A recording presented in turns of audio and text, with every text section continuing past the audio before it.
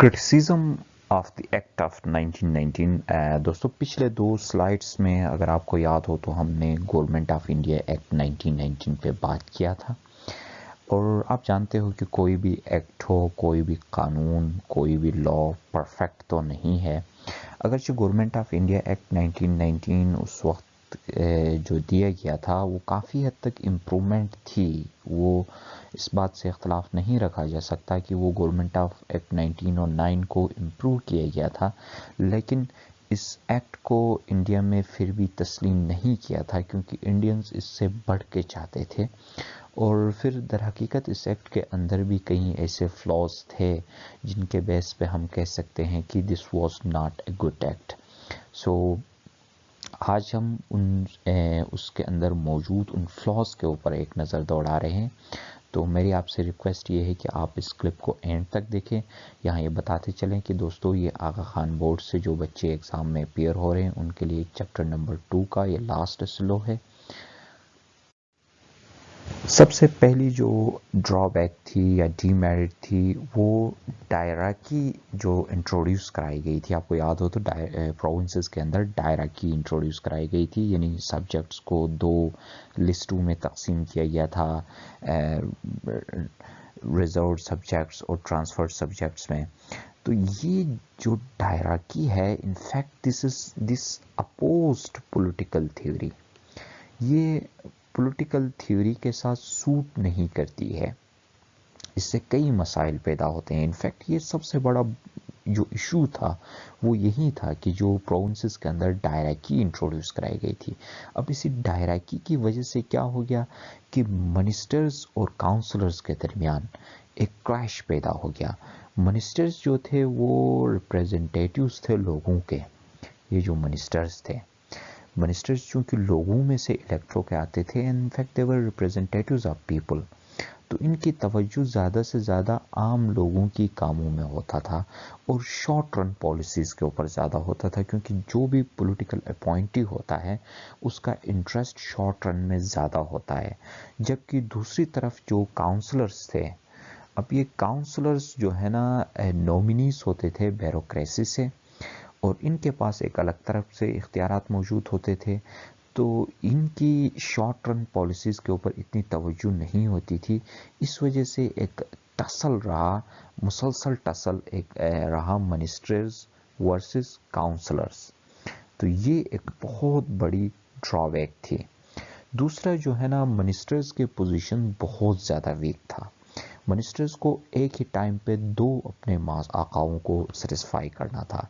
एक तरफ वो काम कर रहे थे गवर्नर के प्लेजर पे, उन्होंने गवर्नर को भी जवाबदेह होना था, और फिर दूसरी तरफ उन्होंने जवाबदेह होना था लेजिस्लेचर को।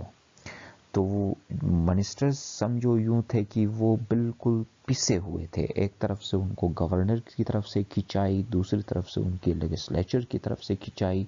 तो it was really hard time for them. और फिर ये कि गवर्नर और गवर्नर जनरल के लिए पावर्स बहुत ज़्यादा दिए गए थे।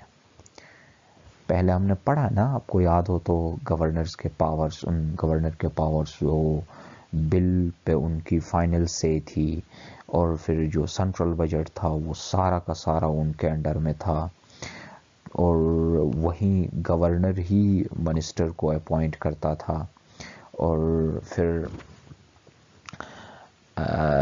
और कई उसके इख्तियारात प्रीरोगेटिव्स थे।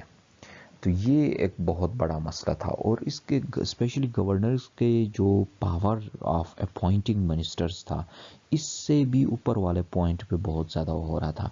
क्योंकि देखो, मिनिस्टर्स को अपॉइंट करता था गवर्नर, राइट।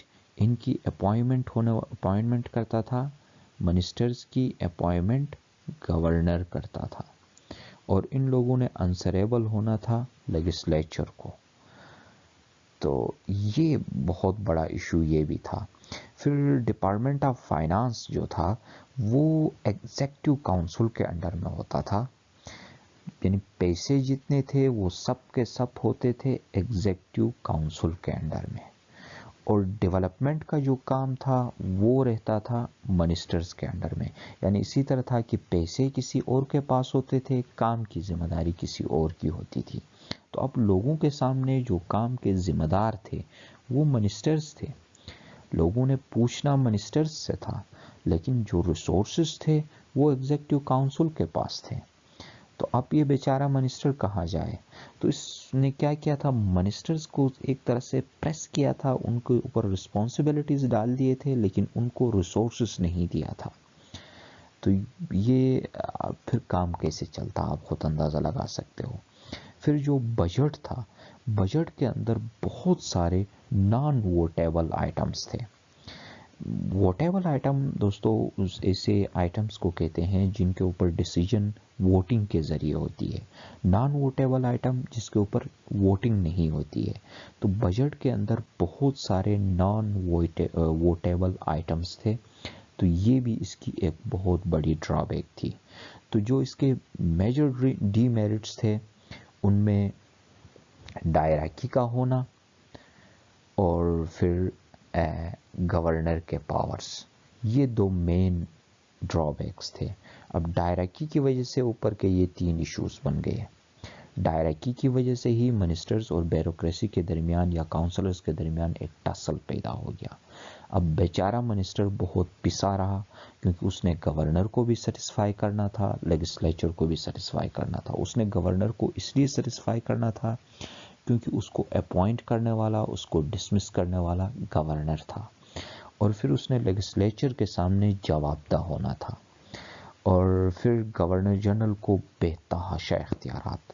ان بے تحاشا اختیارات کی وجہ سے بھی بہت زیادہ ایشوز پیدا ہو گئے، اور فنڈز اور ذمہ داری دونوں ایک کے ہاتھ میں نہیں ہونے کی وجہ سے بھی یہ بہت سارے ایشوز پیدا ہو گئے. پھر بجٹ کے اندر نان ووٹیبل آئٹمز کا ہونا، یہ بھی ایک بہت بڑا ایشو تھا. تو یہ چند ہم نے ڈرا بیکس یا ڈی میرٹس یا یوں کہو کہ اس کو کرٹیسائز کرنے کی کوشش کیا ہے. دوستو آخر میں ایک بات کہ آپ چینل کو سبسکرائب کرنا اور بیل آئیکن کو پریس کرنا مت بھولیے گا تاکہ آپ کو آگے آئندہ آنے والے ویڈیوز کے بارے میں پتہ چل سکے. Thank you for joining. Take care. Good bye.